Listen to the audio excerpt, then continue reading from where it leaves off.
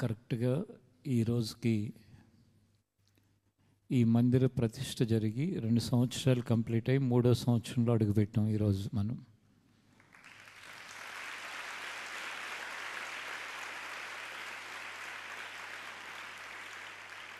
ఆమేన్.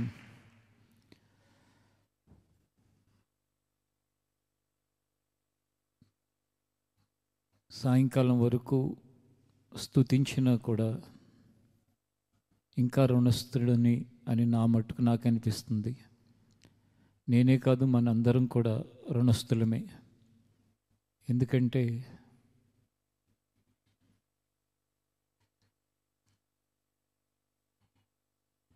అనేక ఇబ్బందుల్లో నుండి, ఇరుకుల్లో నుండి విశాలతలోకి నడిపించడమే కాకుండా మన చుట్టూ ఉన్న సమాజంలో, ముఖ్యంగా మన తెలుగు రాష్ట్రాల్లో ఎంతో పేరు ప్రఖ్యాతులు ఉన్నట్లు గొప్పవారు అనబడేవారు ఎంతోమంది కట్టారు మందిరాలు. కానీ వాళ్ళు ఎంతగా మనుషుల్ని ఆ మందిరం కట్టడం కోసం, ఆర్థిక వనరుల కోసం తొందర చేశారో, టీవీల్లో, యూట్యూబుల్లో, పర్సనల్గా, బహిరంగంగా, రహస్యంగా ఇవన్నీ కూడా కళ్ళకి కట్టినట్లుగా అందరి ఎదుట ఉన్నాయి. కానీ అల్పులము, అపాత్రులము, ఎన్నిక లేని వారము అయిన మనల్ని అలాంటి వ్యవహారాల్లో దేనిలో కూడా మనం లేకుండా కేవలము ప్రభు వైపే చూస్తూ ఈ పనంతా కూడా జరిగించడానికి ఆయన సహాయం చేశాడు.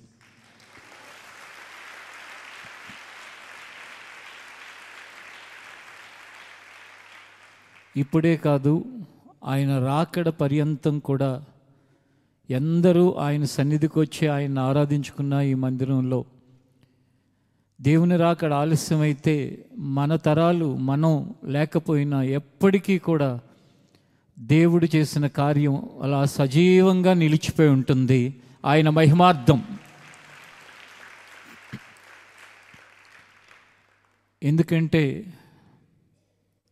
ఒకసారి మనం ఒక కార్యం జరిగించిన తర్వాత, ఒక మాట మాట్లాడిన తర్వాత, ఒక ప్రయత్నం చేసిన తర్వాత అవి మరలా మార్చడానికి ఉండవు. అవి ఎప్పటికీ అలా నిలిచిపోతాయి.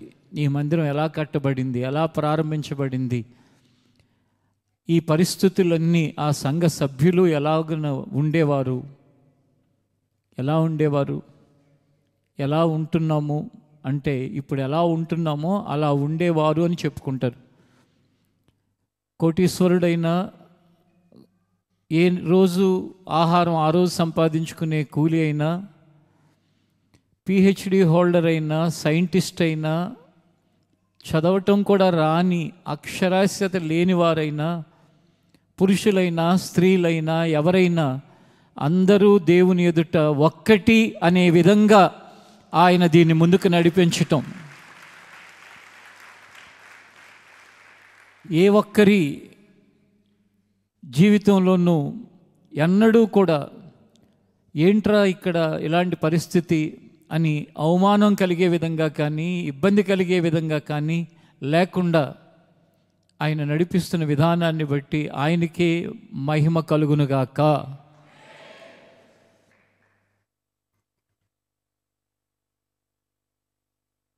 అందుకే నిన్నటి రాత్రి, కరెక్ట్గా నిన్నటి రాత్రి 2023వ సంవత్సరం 2 సంవత్సరాల వెనుక నిన్నటి రాత్రి ఈ మందిర ప్రతిష్ఠ జరిగింది. మీలో ఆ తర్వాత క్రొత్తగా వచ్చిన వాళ్ళకి తెలియకపోవచ్చు. ఆ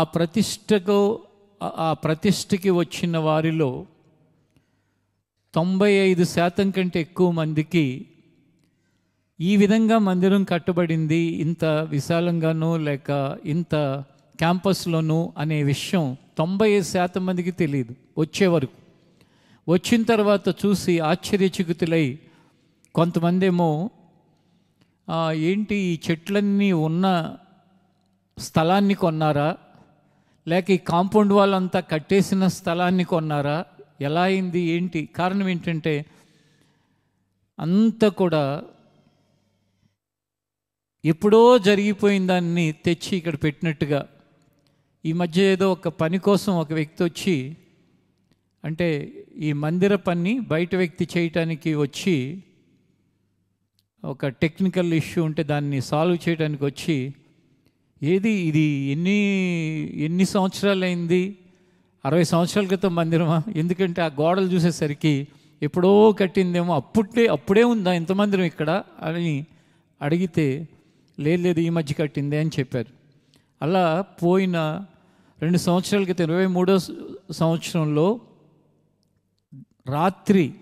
నిన్నటి రాత్రి, ఆ రోజు నవంబర్ 29, నవంబర్ 30 తెలంగాణ రాష్ట్రానికి ఎలక్షన్స్, ప్రభుత్వం ఉంటుందా మారిపోతుందా తెలియదు. ఆ రోజు ఆ రాత్రి మన మందిర ప్రతిష్ఠ అయింది. ఉదయాన్నే అందరూ కూడా ఎలక్షన్లో పార్టిసిపేట్ చేశారు. ఆ రోజు జరిగిన కార్యక్రమం దేవుడు మన జీవితంలో చేసిన ఒక మహాశ్చర్యమైన కార్యం. ఎందుకంటే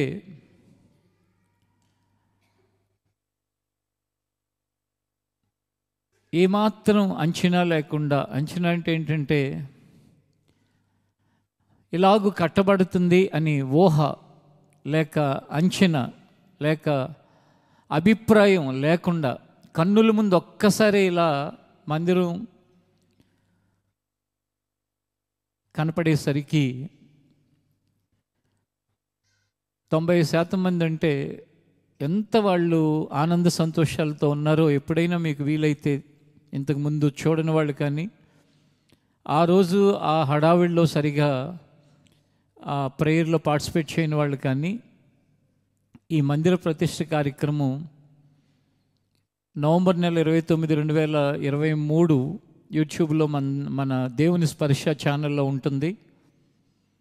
అది మీ ఖాళీగా ఉన్నప్పుడు, ప్రశాంతంగా ఉన్నప్పుడు కూర్చుని ముందు నుంచి లాస్ట్ వరకు చూస్తే ఎంతోమంది ఆనంద బాష్పాలు, అంటే ఆనందంతో కన్నీరు విడుస్తూ.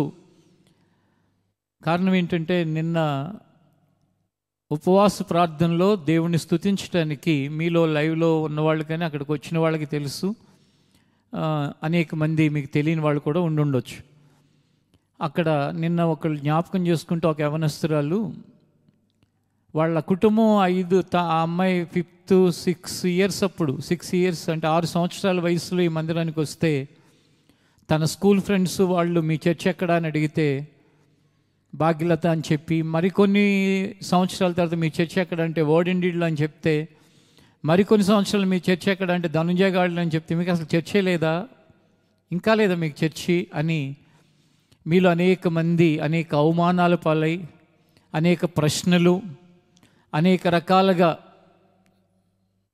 హేళన చేయటం, మీకే కాదు మీతో పాటు నేను కూడా. కాకపోతే నా దగ్గరకు వచ్చి మాట్లాడే అంత అవకాశం లేకపోబట్టి వేరే వాళ్ళ దగ్గర మాట్లాడిన విషయాలు నా దగ్గరకు వచ్చినప్పుడు, ఎంత సేవ చేస్తే మాత్రం ఏ ఉపయోగం ఉంది, ఎంతమంది దేవుళ్ళలోకి నడిపిస్తే మాత్రం ఏ ఉపయోగం ఉంది, ఓ చర్చి కట్టుకోలేకపోయాడు అనే మాటలు. నిజంగా చర్చి కట్టడం విలువైనదా? ప్రజల్ని దేవుని యొద్దకు నడిపించటం విలువైందా? చెప్పండి. మనుష్యులు రక్షణ పొందటం విలువైనదా? చర్చి కట్టడం విలువైందా? ఊరినే పైకి అంటున్నారా, నిజాయితీగా అంటున్నారా? ఏది విలువైంది? మనుషులు రక్షణలోకి నడిపించడం. కానీ ఈ రోజునున్న క్రైస్తవ సమాజంలో సేవ చేసే వాళ్ళల్లో 60 నుంచి 70% మందికి మనుష్యులు రక్షణలోకి నడిపించడం కంటే మందిరాలు కట్టడమే విలువైనవిగా ఎంచేవాళ్ళే ఉన్నారనేది నా వ్యక్తిగత అభిప్రాయం. ఎందుకంటే ఈ మందిరం అనేది కట్టబడకముందు, ఈ ప్రతిష్ఠ చేయబడకముందు మనుషులు ఒకలాగా నాతో మీ అందరినీ చూసేవాళ్ళు. ఇది కట్టబడి ప్రతిష్ఠ జరిగిన తర్వాత ఇంకోలా చూడటం మొదలుపెట్టారు. నాకు ఆశ్చర్యం అనిపిస్తుంది. ఎందుకంటే ఈ కట్టడం మనం ఆరాధించుకోవటానికి ఒక సదుపాయమే, కానీ ఇది దేవుని ఎదుట ఏమాత్రం విలువైనది కాదు. దేవుని ఎదుట విలువైంది ఏంటి అంటే, నా ఆత్మ, మీ ఆత్మ, మనందరి ఆత్మలు, మన ఆత్మ, మనము ఆయన నివసించే ఆలయమై ఉన్నాం.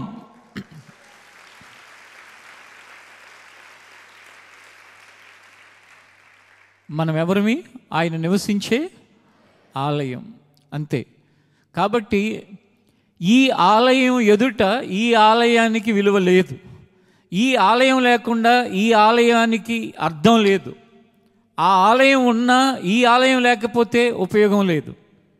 కాబట్టి ఈ ఆలయం కంటే ఈ ఆలయాలు మనందరము కూడా ఆయనకి ఎంతో విలువైన వారం. కాకపోతే ఈ విలువైన ఆలయాలుగా ఉన్న మనం మనస్ఫూర్తిగా ఎటువంటి అభ్యంతరం, ఆటంకం లేకుండా ఆయన ఆరాధించుకోవటానికి సదుపాయమే ఈ ఆరాధన జరిగించబడే ఈ మందిరం. అందుకే కీర్తనల గ్రంథం 126వ అధ్యాయం 3వ వచనాన్ని చదువుకుందాం.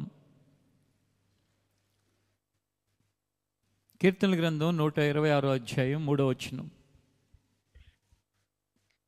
యెహోవా మన కొరకు గొప్ప కార్యములు చేసి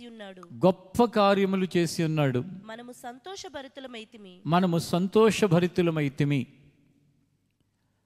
యెహోవా, ఒకసారి నేను చెప్తాను, నాతో పాటు మీరందరూ కూడా దేవుడిచ్చిన స్వరాలని ఏమాత్రం కూడా దాచుకోకుండా బిగ్గరగా చెప్పాలి. యెహోవా మన కొరకు గొప్ప కార్యములు చేసి ఉన్నాడు. మనము సంతోషభరితులమైతిమి. మన కోసం ఆయన ఏం చేశాడు?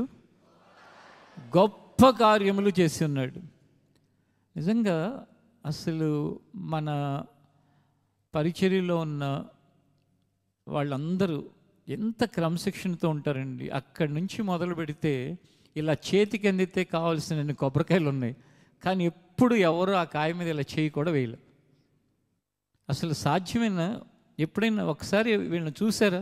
మీరు ఇక్కడికి వచ్చి వీళ్ళందరినీ చూస్తే, అరే ఇంతమంది ఉండి ఇలాంటి పని చేయలేదా అని ఆశ్చర్యం కలుగుతుంది. ఎందుకంటే మన హృదయాలను దేవుడు అంతగా మార్చాడు. అదే గొప్ప కార్యం.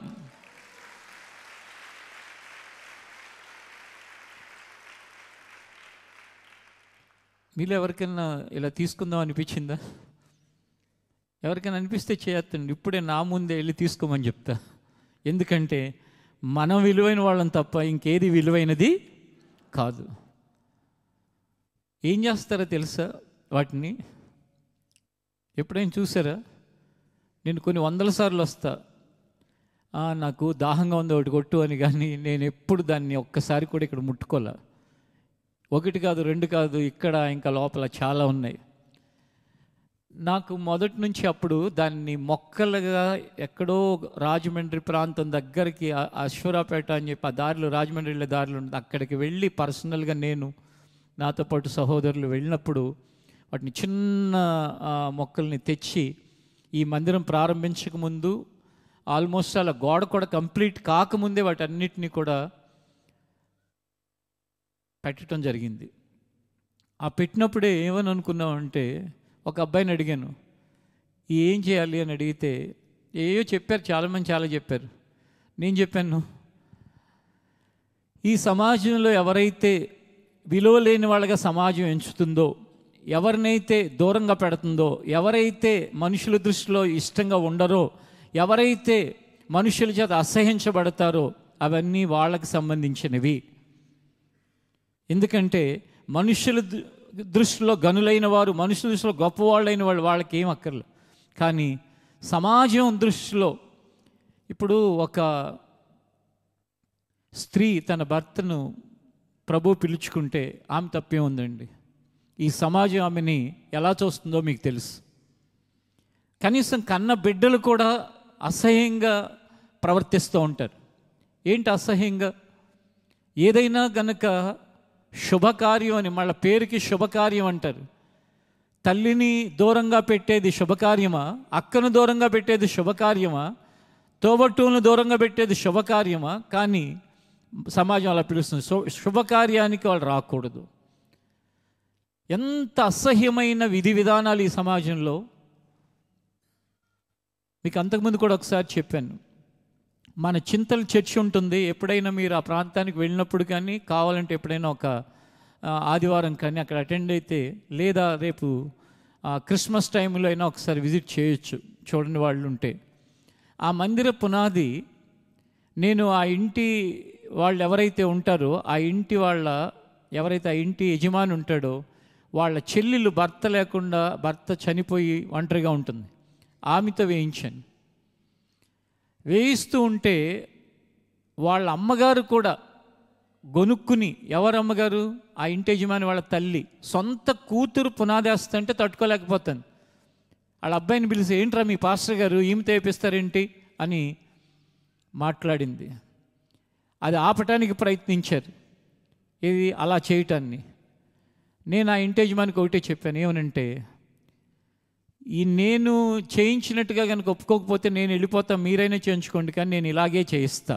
ఎందుకంటే దేవుడు ప్రేమ కలిగిన వాడు.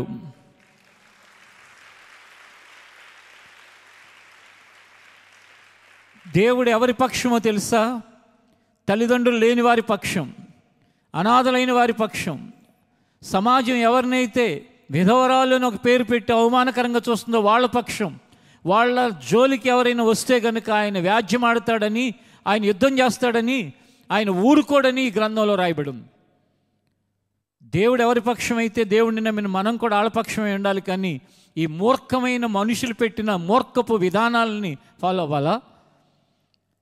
మరి ఆ పునాది వేయబడింది, ఆమె చేత్తోనే ఆ మొదటి రాయి పెట్టారు.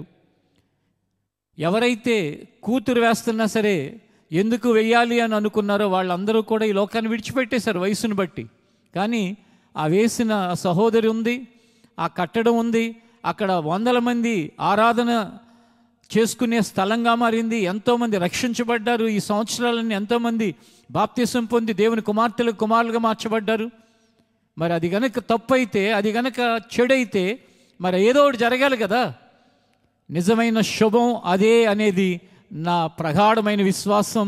ఎందుకంటే దేవుడు వారి పక్షం కాబట్టి అవన్నీ వాళ్ళకి చెందినవి. లేక పెద్ద వయసులోకి వచ్చి ఒంటరిగా, లేక వాళ్ళు పెద్ద వయసులో ఏం చెప్పాలి, తోడు లేకుండా, ఇంకా చెప్పాలి అంటే కనుక ఆదరించేవారు లేక ఎవరెవరైతే ఉంటారో వాళ్ళకి సంబంధించినవి అని. కాబట్టి దేవుడు అనుగ్రహించిన క్రమం, దేవుడు నడిపిస్తున్న విధానం, ఆయన మనకి చేసిన గొప్ప కార్యం, ఈ గొప్ప కార్యాన్ని బట్టి మనం ఎలా ఉన్నామని చెప్తున్నాడు కీర్తనకారుడు. మనము సంతోష భరితులమైతిమి. హల్లెలూయా, హల్లెలూయా. మనము సంతోష భరితులమైతిమి. ఎప్పుడు కూడా దేవుని మాట కంటే మన అభిప్రాయాలు గొప్పవి కాదు. అదే మహారాజైన సొలొమోను అంటాడు. ఏమంటాడంటే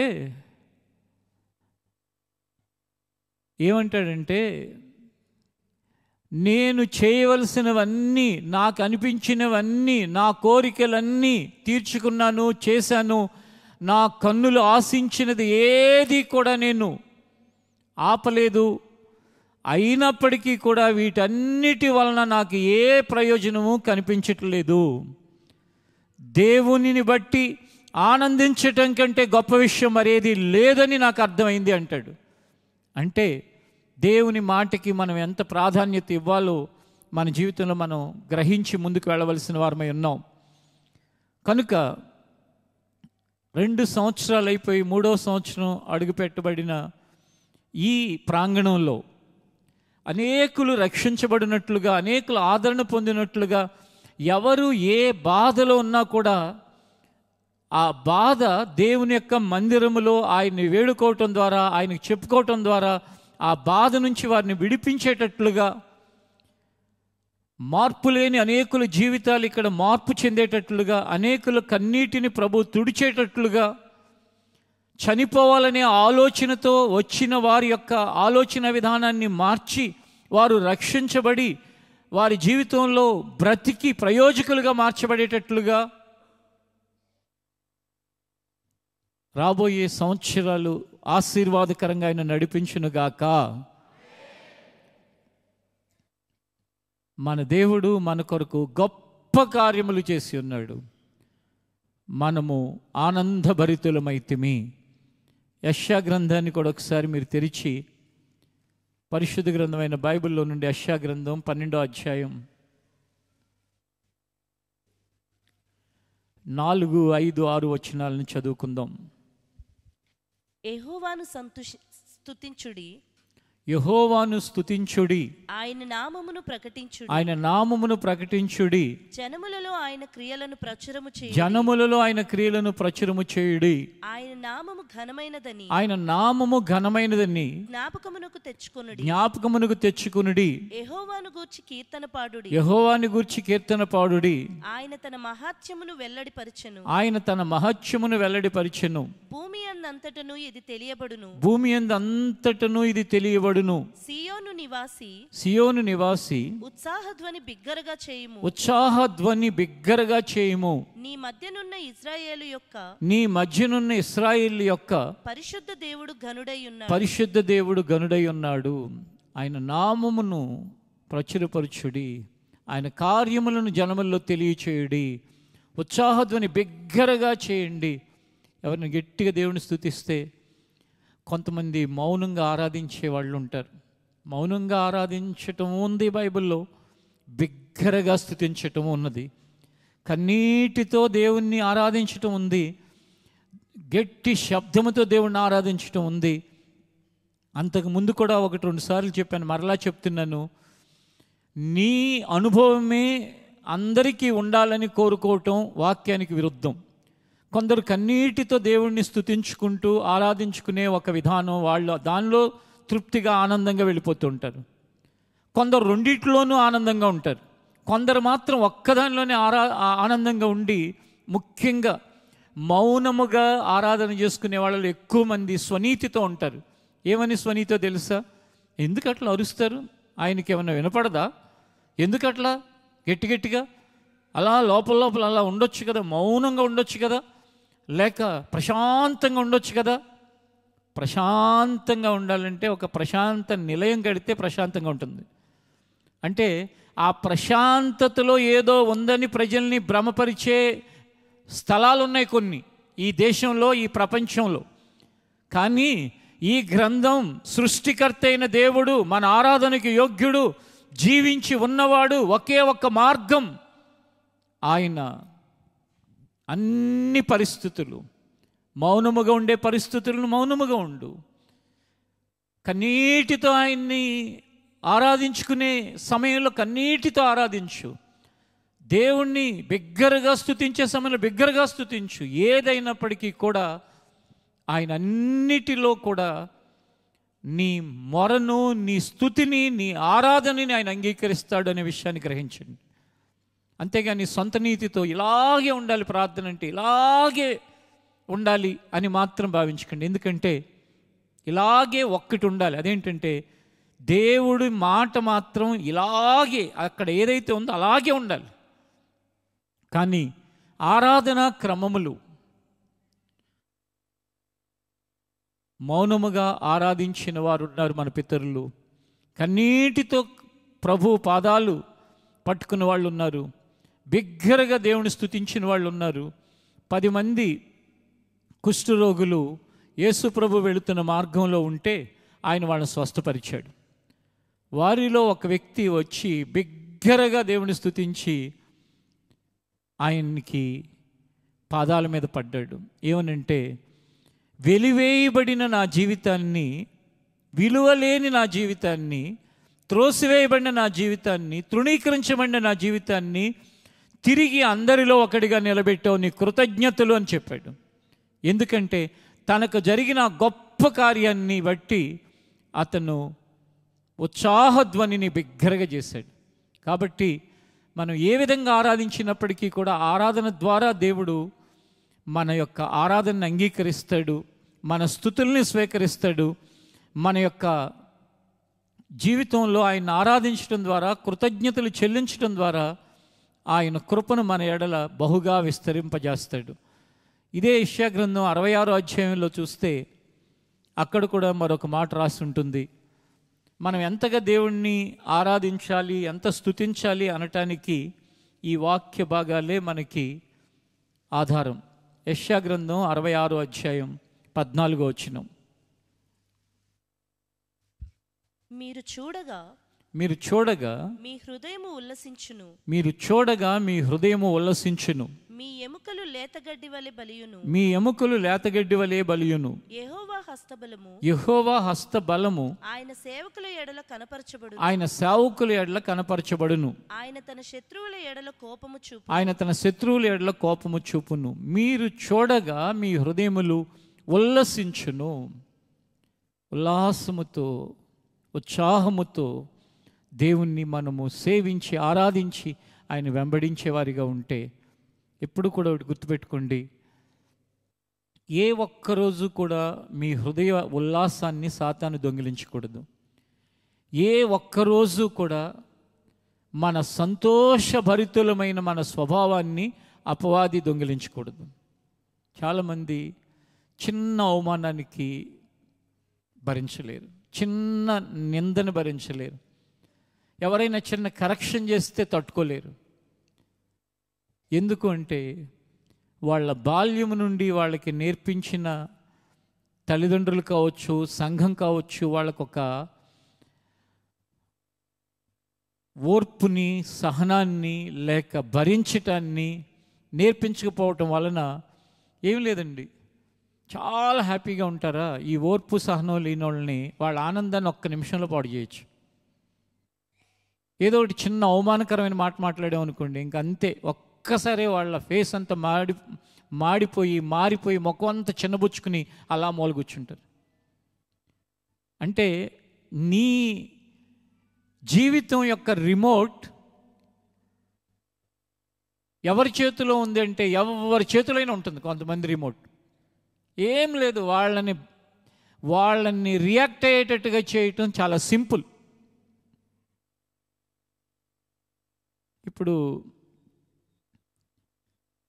ఇది మీకు అర్థం అవ్వాలంటే ఏంటో చెప్పనా, మనలో కొంతమంది ఎవరైనా ఏమన్నా అన్నా, ఎవరైనా అవమానించినా, ఎవరైనా హేళన చేసినా, ఎవరైనా దూషించినా పోనీ అని వెళ్ళిపోతూ ఉంటారు.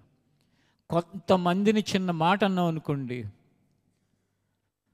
దారేపోయే కుక్క చెవిని పట్టుకుంటే ఎట్లయితే కుక్క కయ్యమని లేస్తుందో అట్లా లేస్తారు.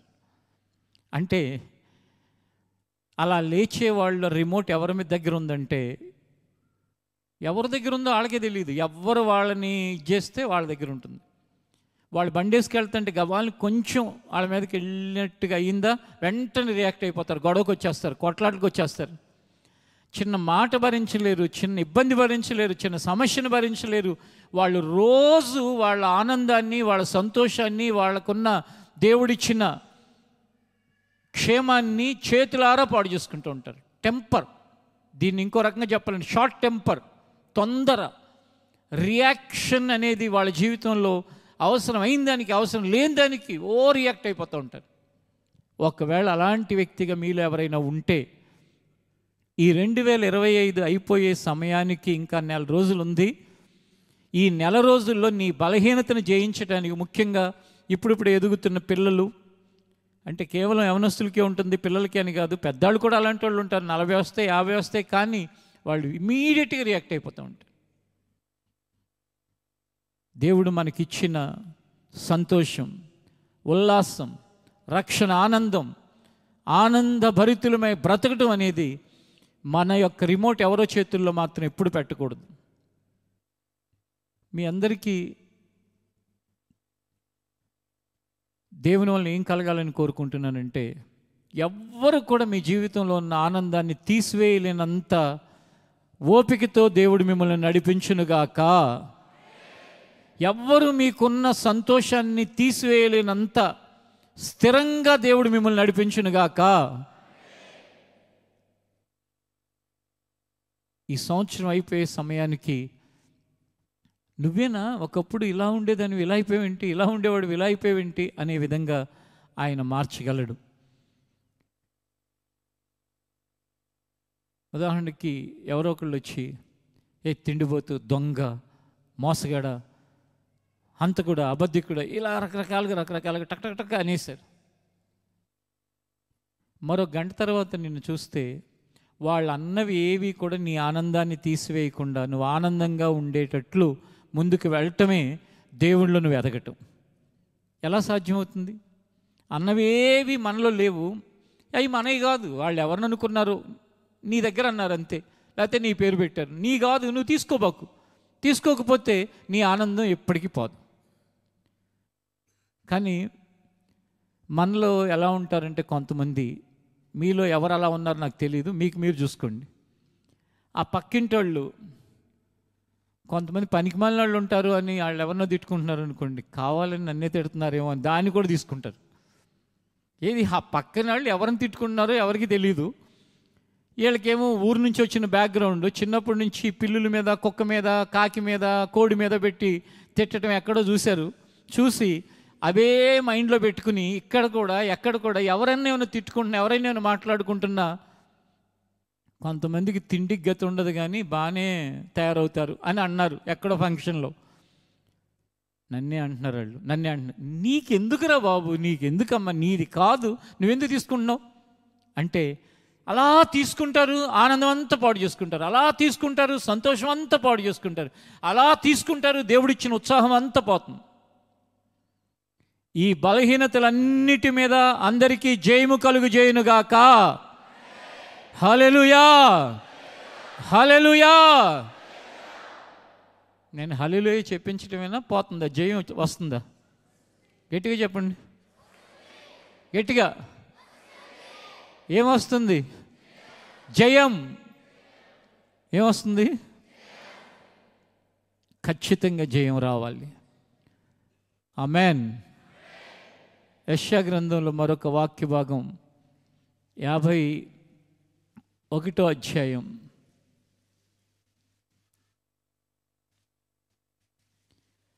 11వ వచనాన్ని కూడా చదువుకుందాం. యెహోవా విమోచించిన వారు, యెహోవా విమోచించిన వారు సంగీత నాదముతో సియోనునకు తిరిగి వచ్చెదరు. సంగీత నాదముతో సియోనుకు తిరిగి వచ్చెదరు. నిత్య సంతోషము వారి తలల మీద ఉండును. నిత్య సంతోషము వారి తలల మీద ఉండును. వారు సంతోష ఆనందము గలవారు. వారు సంతోష ఆనందము గలవారొగుదురు. దుఃఖమును నిట్టూర్పును తొలగిపోవును. దుఃఖమును నిట్టూర్పును తొలగిపోవును. హల్లెలూయా. ఈ ఒక్క మార్పు ఈ ఆరాధన ద్వారా అందరికీ వస్తే చాలండి. ఏంటంటే, ఏ విషయాలని తీసుకోకుండా, మనకు సంబంధం లేని వాటిని, మన సంతోషాన్ని ఎవరు దొంగిలినివ్వకుండా, మన ఆనందాన్ని ఎవరు తీసివేయకుండా మన జీవితంలో మనం ముందుకెళ్ళగలిగితే అంతకంటే ధన్యత లేదు. అందరూ లేచి నిలబడదాం. సంతోష గానముతో, స్తుతితో, కృతజ్ఞతతో దేవుని యొక్క పాదాల దగ్గర, ప్రభువా, నా జీవితంలో నా సంతోషాన్ని, నా ఆనందాన్ని, నా ఉత్సాహాన్ని ఎవరు ఎప్పుడు దొంగిలించకుండా నా జీవితం ముందుకు కొనసాగాలి. అందుకు నువ్వే నాకు సహాయం చేయాలి. నన్ను నేను నీకు అప్పగించుకుంటున్నాను దేవా. నువ్వు నా జీవితంలో చేసిన గొప్ప కార్యాలని మరిచి వేటి కోసమో నేను నా జీవితంలో కలవరంతో బ్రతుకుతున్నాను.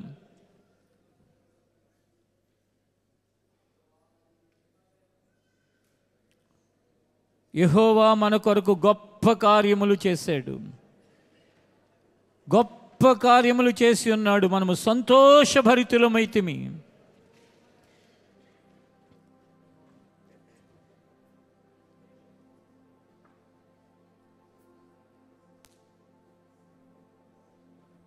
యెహోవా విమోచించిన వారు సంగీతనాదముతో సియోనికి తిరిగి వత్తురు.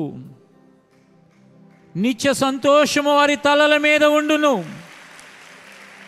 సంతోష ఆనందము గలవారొగుదురు. దుఃఖము నిట్టూర్పు తొలగిపోవును. సంతోషమే సమాధానమే, సంతోషమే సమాధానమే, సంతోషమే సమాధానమే చెప్పనాశక్యమైన సంతోషం. ప్రతి ఒక్కరూ పాడాలి.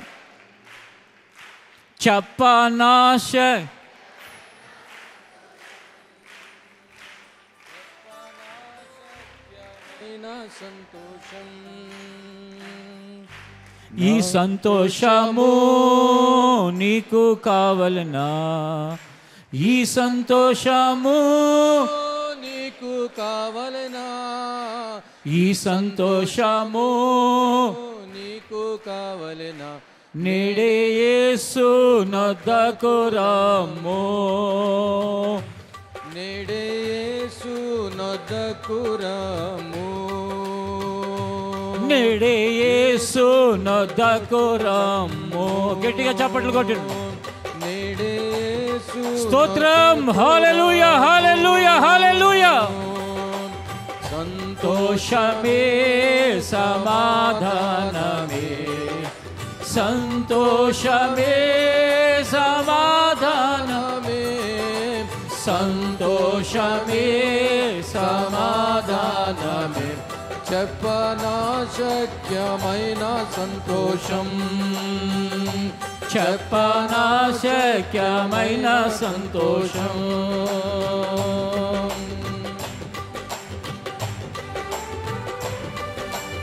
హల్లెలూయా, హల్లెలూయా.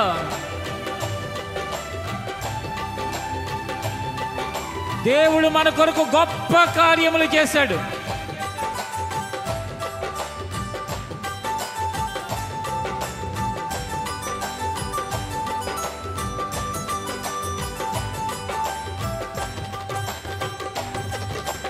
తెరువబడెను నా మనోనేత్రములు, తెరువబడెను నా మనోనేత్రము, తెరువబడెను నా మనోనేత్రము, యేసు నన్ను ముట్టినందునా,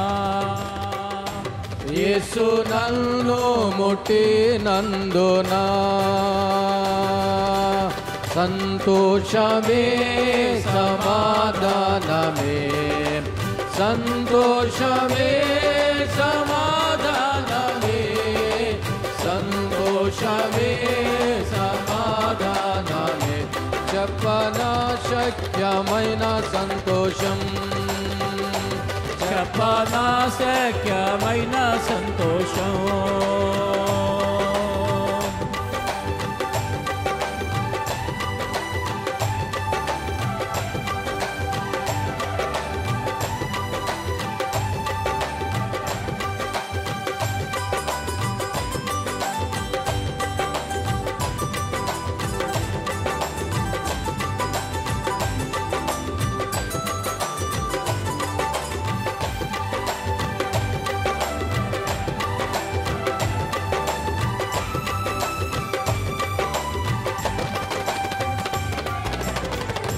నా హృదయము వింతగా మారెను, నా హృదయము వింతగా మారెను, నా హృదయము వింతగా మారెను, నాలో యేసు వచ్చినందునా, నాలో యేసు వచ్చినందునా, నాలో యేసు వచ్చినందునా, నాలో యేసు వచ్చినందునా, రమ్ము యేసయ్యా ఇప్పుడే రా అందరిలోనికి, నాలో యేసు వచ్చినందునా, నాలో యేసు వచ్చినందునా,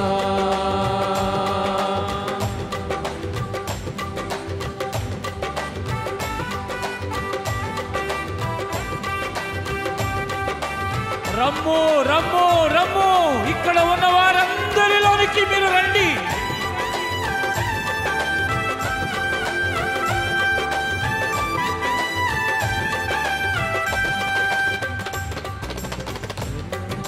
సంతోషమే సమాధానమే, సంతోషమే సమాధానమే, సంతోషమే సమాధానమే చెప్పనాశక్యమైన సంతోషం చెప్పనాశక్యమైన సంతోషం చెప్పనాశక్యమైన సంతోషం చెప్పనాశక్యమైన సంతోషం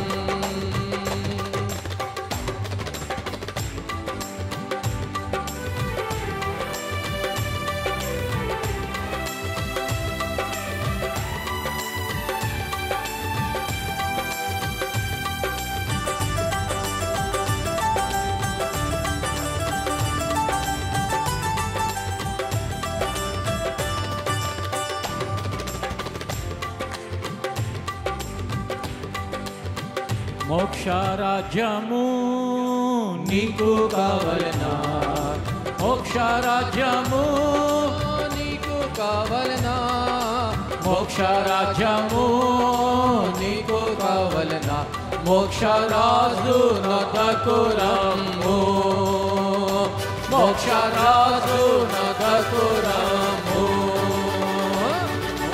సంతోషమే సమాధానమే సంతోషమే సమాధానమే సంతోషమే సమాధానమే చెప్పనాశక్యమైన సంతోషం చెప్పనాశక్యమైన సంతోషం చెప్పనాశక్యమైన సంతోషం చెప్పనాశక్యమైన సంతోషం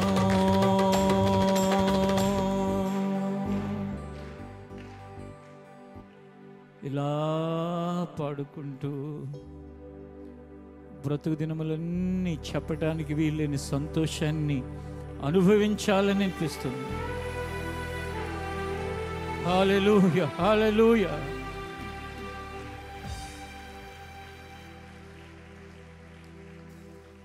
ఆమేన్.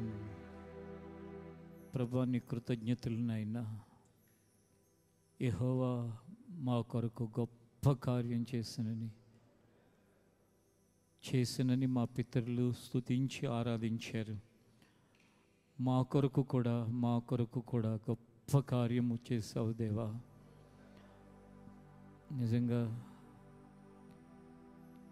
ఈ చివరి రోజుల్లో కూడా ఇలాంటి క్రమశిక్షణ విలువలు కళ వారు ఎక్కడా అని ఎందరో చూస్తూ ఉన్న పరిస్థితులలో మీరు మమ్మల్ని నిలిపిన విధానాన్ని బట్టి నీకు కృతజ్ఞతాస్తుతులు తండ్రి.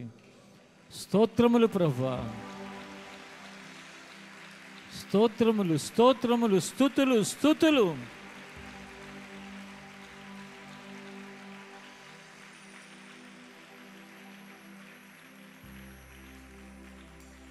నీవు చేసిన గొప్ప కార్యములన్నిటిని బట్టి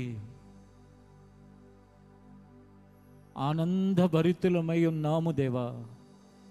మేమందరం ఆనందభరితులమై ఉన్నాం. ఇంకను ప్రతి విషయంలో కూడా మా జీవితంలో నువ్వు చేసుకుంటూ వెళుతూ ఉంటే మేము ఆనందభరితులమై అంతవరకు సాగే భాగ్యాన్ని దయచేయండి. 11 నెలలుగా నువ్వు చేసిన ప్రతి కార్యమును బట్టి స్తుతులు స్తోత్రములు కృతజ్ఞతలు.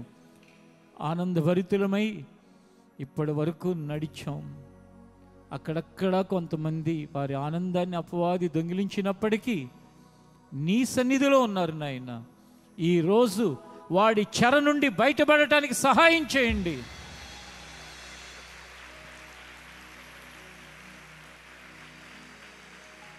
వాడి చెరలో ఉన్న వారందరూ ఈ క్షణం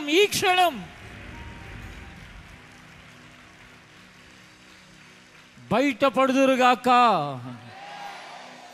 అపవాది తంత్రములన్నిటినీ జయించుదురుగాక.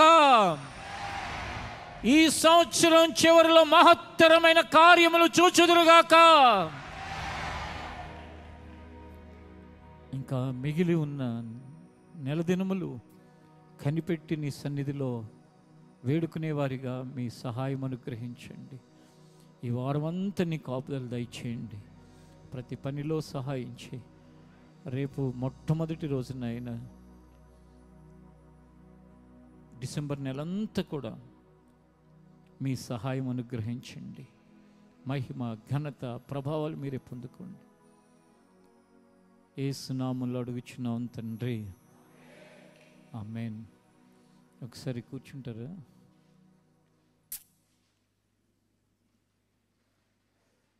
Thank you. దేనికి కూర్చోమని చెప్పానంటే, ఈ డిసెంబర్ నెల ఫస్ట్ సండే అయిపోయిన తర్వాత మీకు ఆ ఫస్ట్ సండే ఈ నెక్స్ట్ అంటే రేపటి నుంచి డిసెంబర్ కాబట్టి మొదటి సండే 7వ తారీఖు వస్తుంది. ఆ రోజు ఈ నెలలో జరిగే ప్రేయర్ షెడ్యూల్స్ అన్నీ కూడా ఇవ్వటం జరుగుతుంది. ఎందుకంటే సంవత్సరంలో ప్రతి నెల ఉంటాయి ప్రేయర్స్, కానీ ఈ నెల ప్రత్యేకత ఏంటంటే క్రిస్మస్ దినాలలో మనం ఎక్కడెక్కడైతే ప్రేయర్స్ కండక్ట్ చేస్తుంటామో అవన్నీ కూడా సువార్తను ప్రకటించడానికి వచ్చిన అమూల్యమైన అవకాశాలు. ఆ అమూల్యమైన అవకాశాలని సద్వినియోగపరుచుకొని సువార్త ద్వారా కొందరిని ప్రభు మార్గంలోకి నడిపించాలి, చీకటిలో ఉన్న వారిని వెలుగులోకి నడిపించాలి. కాబట్టి ఈ క్రిస్మస్ దినాల్లో జరిగే ప్రేయర్స్ లిస్టు రేపు సండే ఇస్తే, ఫస్ట్ సండే వాటిని మీరు జాగ్రత్తగా పెట్టుకుని మీకు వీలైన రోజుల్లో వీలైన ప్లేసెస్కి మీరు వచ్చి ఆ ప్రేయర్ మీటింగ్లో పార్టిసిపేట్ చేస్తే నూతనంగా వచ్చిన వారికి కూడా ఏంటంటే దేవుణ్ణి ఎరగని వాళ్ళకి చాలామందిని చూడగానే ఒక ఉత్సాహం వస్తుంది. మనకైతే ఇద్దరమైనా మన సంతోషానికి ఏం ప్రాబ్లం లేదు. ఇప్పుడు ఇక్కడ మెయిన్ సర్వీస్ కదా, ఇప్పుడే నేను భాగ్యలత సర్వీస్లో ఉండొచ్చాను. ఇక్కడ సర్వీస్కి అక్కడ సర్వీస్కి చూస్తే వేరుగా ఉంటుంది కదా. పోయిన సంవత్సరం వరకు అయితే అనాస్పూర్లో ఒక చిన్న చర్చి, ఆ చర్చిలో మార్నింగ్ 8 నుంచి 10 వరకు ఉండొచ్చేవాడిని. మనకేం ప్రాబ్లం లేదు. మరలా తిరిగి అప్పుడప్పుడు చెప్తూ ఉంటాను కదా, బ్యాక్ టు ఫెవిలియన్ అని చెప్పి ఇద్దరికి వాక్యం చెప్పేవాడిని. అలా చెప్పిన ఆనందంగానే ఉంటుంది. కారణం ఏంటంటే మన ఆనందం మనుషులు బట్టి కాదు, కానీ దేవుని ఎరగని వాళ్ళు ఎక్కువ మందికి మనుషులు చూడగానే ఒక ఉత్సాహం, ఆనందం కలుగుతుంది. మీ పరిధుల్లో జరిగే ప్రేయర్స్లో మీరు పార్టిసిపేట్ చేసి ఆ నూతనంగా వచ్చిన వారికి వీలైతే చాలామంది వస్తూ ఉంటారు కాబట్టి వాళ్ళతో మీరు మాట్లాడి మీకు సంబంధించిన వాళ్ళు ఆ దగ్గరలో ఉన్న వాళ్ళని ఆ ప్రేయర్కి తీసుకొస్తే దేవుని సువార్తను వారు వినటానికి అవకాశం కలుగుతుంది. దాని కొరకు ఆ లిస్ట్ అంతా వచ్చేవారు మీకు ఇవ్వబడుతుంది. దాన్ని గమనించమని మనం చేస్తున్నాను. ఇంతకుముందు షెడ్యూల్స్ కంటే మారినాయి. ఎందుకంటే పంచాయతీ ఎలక్షన్స్ వలన ఎక్కడెక్కడైతే మనం ప్రేయర్ మీటింగ్స్ పెట్టే ప్లేసెస్ ఉన్నాయో మన మినిస్ట్రీలో వేరే స్థలాల్లో అక్కడ కొన్ని చేంజెస్ అనేవి చేయటం జరిగింది. అవి నెక్స్ట్ వీక్కి షెడ్యూల్ అంతా వస్తుంది. ఇక ఈ క్రిస్మస్ దినాల్లో ఇప్పుడు ఉపవాస దినాల్లో ఉన్నాం. ఎవరైతే ఆసక్తి కలవారో వాళ్ళందరూ డిసెంబర్ 10కి ఆ ఉపవాస దినాలు కంప్లీట్ అవుతాయి. ఈ రోజుకి 30 రోజులు అయిపోయింది. అప్పుడే అయిపోయిందా అని అనిపిస్తుంది. కాబట్టి మిగిలిన 10 దినాలు ఎవరైతే ఉన్నారో వాళ్ళు, లేని వాళ్ళు కూడా ఉన్న వాళ్ళ కోసం ప్రార్థన చేయండి. ప్రభు ఉపవాస దినాలు ఆశీర్వాదకరంగా ముగించబడాలి, అందరూ చక్కగా ఆత్మీయంగా ఎదగాలని. ఆఫీస్కి వచ్చి నన్ను కొంతమంది కలిసినప్పుడు చెప్పేది ఏంటంటే ఉపవాస దినాలు మాకు ఎంతో ఆత్మీయంగా బలాన్ని చేకూర్చాయని. నేను మొన్న చర్చి మిర్యాలగూడ దగ్గర ఒక గ్రామంలో ఒకటి ఉంటుంది, పెంచుకల దినని. అక్కడికి వెళితే వాళ్ళందరూ సన్నగా కనపడ్డారు. ఏంటి సన్నబడిపోయారు అంటే ఉపవాసాలుగా అంటున్నారు. ఈ వారంలోనే పోయిన వారంలో వెళితే అంటే ఒక రకంగా ముఖ్యంగానేమో ఆత్మీయంగాను, తర్వాత ఏమో శారీరకంగా కూడా కొంతమందికి ఓవర్ సైజెస్, కొన్ని రకాల అధిక ఆహారం వలన కలిగే సమస్యలు ఇవన్నీ తగ్గి ప్రశాంతంగా ముందుకు వెళ్ళగలుగుతున్నారు. ఇక పోతే క్రిస్మస్ దినాలలో మెయిన్ ఈవెంట్ క్రిస్మస్ కోసం కూడా మీరందరూ నెల ముందుగానే అంటే 25 రోజుల ముందు నుంచే, రేపటి నుంచే చక్కగా ఒక మంచి ప్లాన్తో ఉండండి. ఆ ప్లాన్ని దేవుడు నెరవేర్చాలనే ప్రార్థనతో కూడా ఉండండి. ఆ ప్లాన్ ఏంటంటే కొందరిని దేవుని సన్నిధికి నడిపించి వారికి దేవుని యొక్క సువార్త వినే అవకాశాన్ని కలిగించటం. ఎవరో ఒకళ్ళు నీకు ఇష్టమైన వాళ్ళు, లేకపోతే ఎవరో ఒకళ్ళు కాకుండా ఎప్పుడూ సువార్త వినని వాళ్ళు ఎవరైనా ఆసక్తి గల వాళ్ళు నీ స్నేహితుల్లో కానీ నీ రక్త సంబంధుల్లో కానీ ఉంటే వాళ్ళని ఇన్వైట్ చేసి ఆ రోజు వాళ్ళు వినే అవకాశాన్ని కలిగించండి. ఏ రోజు ఎవరి జీవితంలో దేవుడే కార్యం చేస్తాడో తెలియదు. ఒక తమ్ముడు ఉంటాడు మన మినిస్ట్రీలో. ఒక 50-60 మంది ఉన్నప్పుడు ఒక ఫ్రెండ్ క్రిస్మస్కి ఇన్వైట్ చేశాడు. ఆ తమ్ముడు ఎవరు అంటే, ఆ రోజుల్లో ఆయన, ఇప్పుడు కాదు కానీ ఆ రోజుల్లో ఈటీవీలో న్యూస్ చదువుతుండేవాడు. ఎవరు ఇన్వైట్ చేశారో తెలుసా? అతన్ని న్యూస్ చదవటానికి హాస్టల్ నుంచి స్టూడియోకి కారులో తీసుకెళ్ళే డ్రైవర్. రోజు తీసుకెళ్తాడు కాబట్టి స్నేహం ఉంటుంది కదా. ఒకసారి మా చర్చికి రండి అని అడిగితే వచ్చాడు. ఆ రోజు ఆయన జీవితానికి ట్రాన్స్ఫర్మేషన్, ఆ రోజు మార్పు జరిగింది. అప్పటి నుంచి ఇప్పటి వరకు ఆయన వివాహం చేసుకున్న భార్య, వారి తల్లి, వాళ్ళ తండ్రి, వాళ్ళ అత్తగారు, వాళ్ళందరూ ప్రభువులో ఉన్నారు. వాళ్ళ తల్లిదండ్రులు ప్రభుని ఎరగని వాళ్ళు, ఇంకా వాళ్ళ తెలిసిన వాళ్ళు ప్రభుని ఎరగని వాళ్ళు. ఎలా? ఒక్క వ్యక్తి ఇన్వైట్ చేశాడు ఒక వ్యక్తిని, అతని లైఫ్ చేంజ్ అయ్యేసరికి అతని లైఫ్ ద్వారా ఇంకొంతమందికి. అలాగే ఏ విధంగా దేవుడు ఏం చేస్తాడో ఎలా చేస్తాడో మనకు తెలియదు. దేవుడు రాకడ సమీపిస్తున్న దినాల్లో మనం ఖచ్చితంగా శ్రద్ధతో కొంతమందిని నడిపించడానికి మనం ఏం చేయాలంటే పని చేయాలి. హాస్పిటల్లో నేను చాలాసార్లు చెప్పాను, హాస్పిటల్లో మా అమ్మమ్మ వాళ్ళ కోడల కోసం, అంటే మా మేనమామ భార్య కోసం హాస్పిటల్లో ఉంది. తోడు ట్రీట్మెంట్ చేయించుకుంటే ఇన్పేషెంట్ లాగా హాస్పిటల్లో ఉంది మా అమ్మమ్మ. హాస్పిటల్లో ఉంటే రోజు సాయంకాలం హాస్పిటల్లో ప్రార్థన చేసుకుంటే వెళ్ళిపోతూ ఉండేవాళ్ళు ఆ రోజుల్లో. ఇది ఎప్పుడు ఆల్మోస్ట్ నాకే 2-3 సంవత్సరాలు ఉంటాయి, 50 సంవత్సరాలు ఇంచుమించు ఆ టైంలో. అప్పుడు ఆమె హృదయంలో పడిన దేవుని యొక్క వాక్యం, ఆ దేవుని ప్రేమ, మా అమ్మమ్మ మార్పు చెందింది. ఆమె ద్వారా మా అమ్మ ద్వారా నన్ను దేవుడు ఈ పనిలోకి తీసుకొచ్చి, చూడండి ఎక్కడ ఏదో హాస్పిటల్లో రోజు ప్రార్థన చేసుకుంటూ పోయే చోట ఆమె హృదయాన్ని దేవుడు తెరిచాడు. ఎప్పుడు ఎలా తెరుస్తాడో ఏం జరుగుతుందో తెలియదు. ఆయన కార్యాలన్నీ ఆశ్చర్యాలు, అద్భుతాలు. కనుక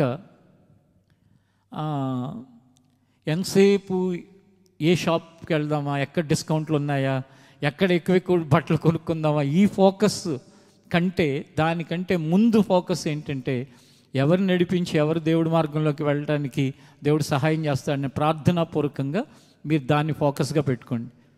నేను బట్టలు ఇలా అన్నానని చెప్పి మీ పిల్లలు బట్టలు కొనమంటే మొన్నగా చెప్పారు అనకండి, నేనేం కొనొద్దంటలా. మీ పిసినితనాన్ని నా మీద తోసేయబాకండి. మీ దగ్గర లేకపోతే లేవని చెప్పేసాను పిల్లలకి, అంతేగాని నా మీద పెట్టి మొన్న ఏం చెప్పారు అనకండి. నేనేమన్నాను, ఫోకస్ దాని మీద పెట్టండి అన్నాను కానీ వద్దని చెప్పాను. చూసుకోండి, ఇది కూడా చాలా జాగ్రత్త. కారణం ఏంటంటే కొంతమంది తల్లిదండ్రులు బాగా నన్ను వాడేస్తున్నారు. ఆ పిల్లలు అల్లరి చేస్తున్నారు, అన్నయ్యతో చెప్పాలా అని చెప్పేసి. చివరికి వాడికి మంట, కోపం అన్నీ ఎవరి మీద? నా మీద. పిల్లలకి చెప్తున్నాను, మీరేం భయపడబాకండి, మీ అమ్మా నాన్న ఏదో చెప్పారని నేను మిమ్మల్ని ఏమన్నాను. మీరు దేవుళ్ళో వెళ్ళాలని ప్రార్థన చేస్తాను. వెళ్ళటం కోసం నా వంతులో దేవుడు నాకు ఇచ్చిన దైవ కృపని ఖర్చు చేస్తాను, అంతే. ఇది ముఖ్యమైనది.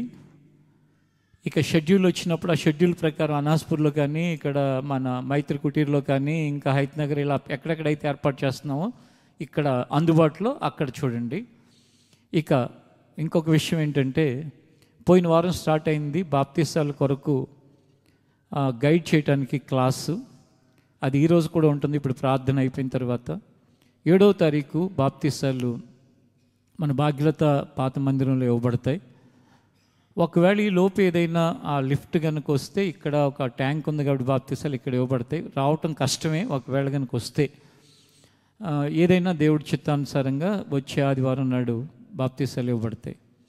అది దానికి సిద్ధపడిన వాళ్ళు జ్ఞాపకం ఉంచుకుని, ఇంకా బాప్తిసం పొందకుండా వాయిదాలు వేస్తూ, కేవలం దేవుడు నీ మనసు మార్చినా కూడా బాప్తిసం తీసుకోకుండా, దేవుడు నీ పాపాలు క్షమించాడని నిశ్చయిత నీకు కలిగినా కూడా తీసుకోకుండా, నీ సొంత జ్ఞానంతో, నీ సొంత ఆలోచనలతో వాయిదాలు వేస్తున్న వాళ్ళు ఇప్పటికైనా మనసు మార్చుకుని సరైన నిర్ణయం తీసుకోవాల్సిందిగా మనవి చేస్తున్నాను. ఎందుకంటే ఏ రోజు ఏ విధంగా ఉంటుందో తెలియదు. కానీ మనం దేవుడి మీద విశ్వాసం కనుక ఉంటే, నమ్మిక లేక విశ్వాసం, విశ్వాసం అనే పదాన్ని అక్కడ నమ్మికగా రాశారు. విశ్వాసం కనుక ఉంటే బాప్తిసం పొందటం తథ్యం, తప్పదు. తొందరగా అంటే ఖచ్చితంగా బాప్తిసం ద్వారా నువ్వు ఆయన కుమారుడిగా కుమార్తెగా మార్పు చెందాలి.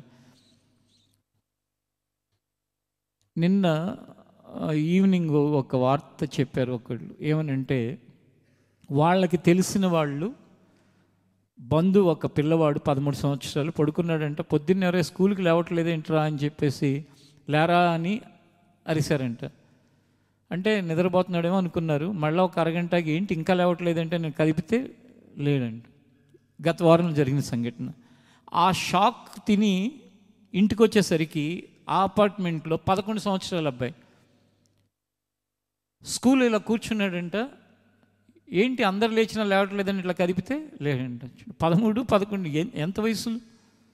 జీవితంలో ఏమవుతుందో తెలియట్లేదు. కానీ ఆ కోవిడ్ వచ్చినప్పుడు నుండి పరిస్థితులు చూస్తుంటే కనుక అసలు ఎంత దారుణం అంటే, మీరు ఈ 2 సంఘటనలు ఇలా పెడితే పోయిన వారంలో జరిగింది. ఇగో ఇక్కడ ఈ స్టోన్స్ని ఇలా కట్ చేసి ఇలా రౌండ్ షేప్ని ప్రాక్టికల్గా అంటే మాన్యువల్గా చేశాడు ఒక అతను 3 వారాల క్రితం కర్నూలు బస్సులో వెళ్ళాడు. అందరు బస్సు దిగేస్తున్నారు. ఏంటి లేవట్లయితేనని కదిపితే లేడు. విచిత్రం ఏంటంటే అసలు ఈ మందిరం కోసమే దేవుడు ఇంకా కొంతకాలం ఉంచాడో అనిపిస్తుంది. ఎందుకంటే ఈ కట్టిన వ్యక్తి, కాంపౌండ్ వాళ్ళంతా కట్టిన మేస్త్రీ లేడు ఇప్పుడు.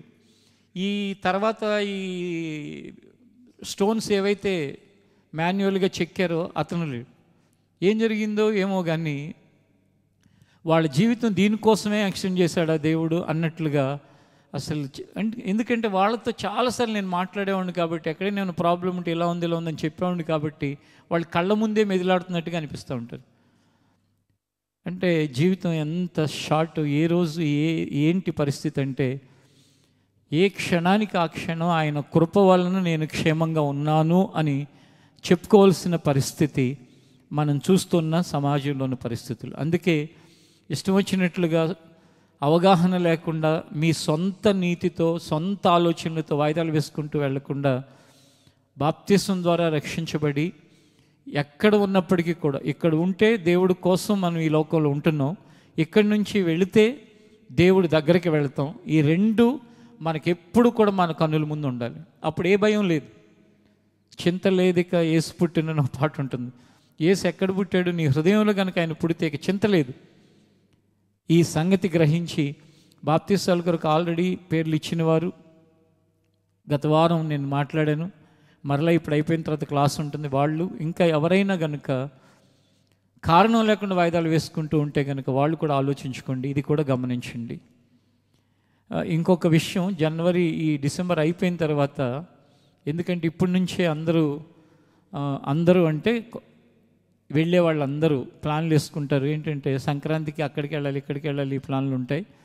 నేను ముందు చెప్పకపోతే నేను చెప్పలేదని నా మీద నేరం లేకుండా, సంక్రాంతి టైంలో మన మినిస్ట్రీలో ఇక్కడ కానీ భాగ్యలత కానీ చింతలు కానీ అనాస్పూర్ కానీ ఇంకా వేరే అన్ని చోట్ల ఉన్న చర్చెస్ అన్నిటికీ కొన్ని గేమ్స్ అండ్ స్పోర్ట్స్ ఈవెంట్స్ని కండక్ట్ చేయాలని అనుకుంటున్నాం. చిన్నవాళ్ళకి ఉంటాయి, పెద్దవాళ్ళకి ఉంటాయి, అందరికీ ఉంటాయి. ఏ ఉంటాయి అనేది ఇంకా తర్వాత రోజుల్లో మీకు అనౌన్స్ చేయడం జరుగుతుంది. కారణం ఏంటంటే ఆ పిల్లలు కొంచెం ఫిజికల్ యాక్టివిటీ లేక కొంచెం స్పోర్ట్స్ మ్యాన్ స్పిరిట్, స్పోర్ట్స్లో ఏం జరుగుతూ ఉంటుందంటే ఓడిపోతే భరించడం తెలుస్తుంది. చిన్నప్పటి నుంచి వీడియో గేమ్లే ఆడిపిస్తున్నాం అనుకో, ఏం తెలుస్తుంది? వాడు తిక్కలుగా మెంటల్గా బిహేవ్ చేసి ఫోన్లు పగలు కొట్టడం అవి చేస్తూ ఉంటాడు.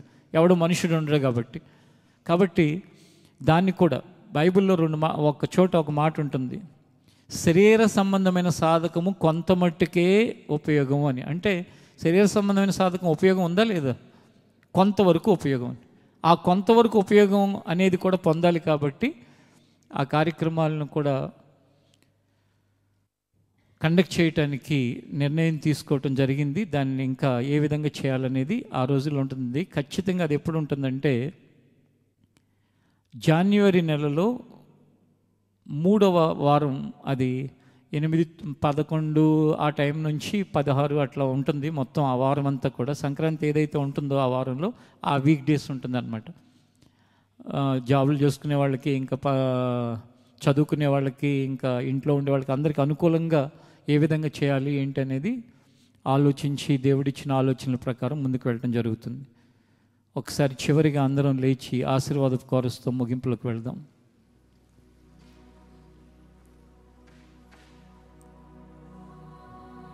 ఆశీర్వాదపు కోరస్కి ముందు నేను మర్చిపోయిన ఇంకో ముఖ్యమైన విషయం ఉంది, అది కూడా జాగ్రత్తగా వినండి. అదేంటంటే వాట్సాప్లో ఇంతకుముందు మీకు ఉదయాన్నే 5 గంటలకి మెసేజ్లు వచ్చాయి.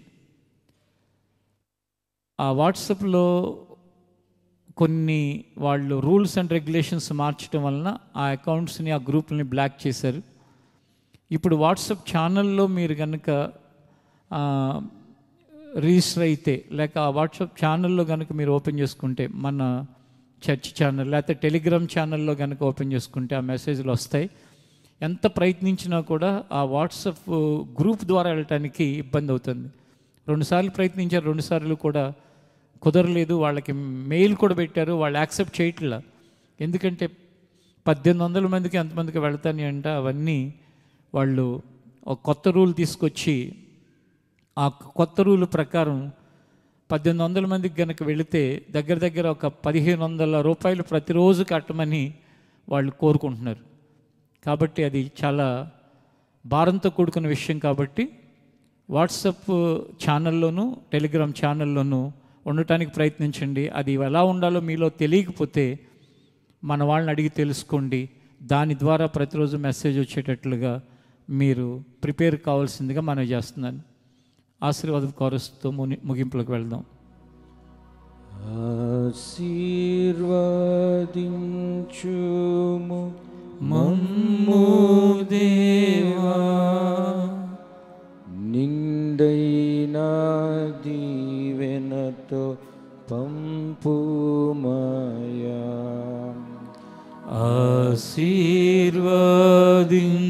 ఆశీర్వదించుము మమ్ము దేవా, నిండైన దీవెనతో పంపుమయా.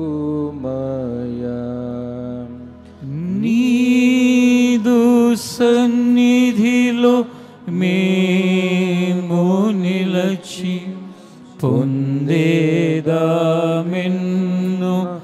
మేలులను. నీదు సన్నిధిలో మేము నిలచి పొందేదామెన్ను మేలులను. పొందేదామెన్ను మేలులను.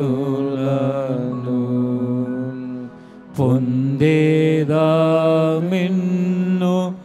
మేలులను.